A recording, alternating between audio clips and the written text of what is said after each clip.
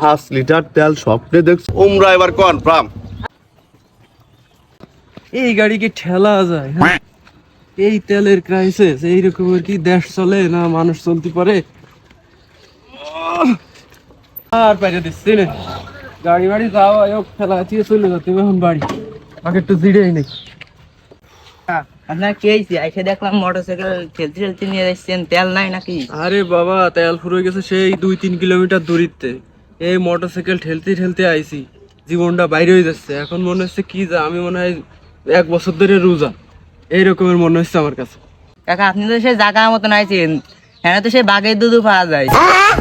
ওই দেখেন তেলের খনি, চলেন আপনারা নিয়ে যায়, ওই যে তেলের খনি দেখা যাচ্ছে, আটেন। আচ্ছা চলো তো, খেলা দাও তো, আমি আর একা একা পাইতে দিচ্ছি না। গাড়ি বাসে মনে হচ্ছে জাম হয়েছে। এমন আর কত দূর রে, আমি তার পাইতেছি না। কাকা ওই অল্প একটু দূর, ওই যে দেখা যাচ্ছে, আটেন। তেলের যে বাজার, বেশি পার্টি দরকার নেই, একটা দূরে আসলেই হবে। একটা দূরে পার্টি আসলে আমার ব্যবসা সফল। ভাই তেল কি মেলা আছে ভাই? বহুত তেলের অভাব নাই, তেলের আমার খনি না। তো পাচ্ছেন কোন জায়গা ভাই? দেশে তেলের বলে বিশাল সংকট। আমি তো তেল না, এই দেশে যত কিছু শর্ট পড়ে তার আমদানিকারক হচ্ছে আমি। ভাই শুনছি আপনার কাছে নাকি বাঘের দুধ টুধও পাওয়া যায়, কথা কি সত্যি? A to Z। কি কোন ভাই আসলে? হ্যাঁ, ভাই আমার তো 2 লিটার বাঘের দুধ লাগে। ও সুন্দরবনে যেতে হবে তার না, ওই যে বাইক চালাবো বাঘের দুধ দিয়ে। সে বাঘের দুধ আছে, ও তো আমার তৈরি হচ্ছে কারখানায়, ওটা আছে। এইটা? হ্যাঁ হ্যাঁ হ্যাঁ। সালামু আলাইকুম। বলে বাঘের দুধ পাওয়া যায়?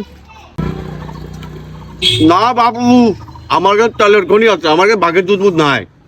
কাছ থেকে আগে পায়ের ধুলো নিয়ে নেই, কোন জায়গায় পাওয়া যাচ্ছে না তেল। ধুলো মুলো লাগবেন না, টাহা দিবা তেল নিবা। টাহা থাকলে আসো, না হলে যাও। ধুলো মুলোর মানবতা নাই এখন। টাকা তো দেবই, আমি কি তেল ফিরে নিতে আইছি নাকি? আপনি আগে তেল দেন, আমি টাকা দিচ্ছি। কটুক নিবা তেল? 5 লিটার নেব। 5 লিটার তেল স্বপ্নে দেখছিস নাকি? টাহা আছে টাহা? এ তেল কি তোমার বাঘের দুধ নাকি যে সুন্দরবনের টানতে হবে? তার চেয়েও দামি হয়ে গেছে এখন তেল। আরে বাবু, কয় টাকা নিবা না তুমি? দাও তো আগে। বিষয় হলো কি, এই জগতে যা না পাওয়া যায়, যেটা সংকট থাকে এই বাংলাদেশে, ওই জিনিস আমি আমদানি করি।